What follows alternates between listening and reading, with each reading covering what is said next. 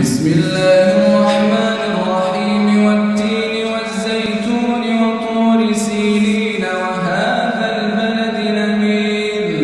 لقد خلقنا الإنسان في أحسن تقويم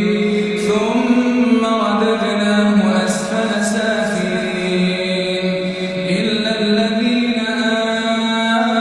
آمنوا وعملوا الصالحات فلهم أجر غير ممنون فما يكذبك بعد بالدين أليس الله بأحكم الحاكمين بسم الله الرحمن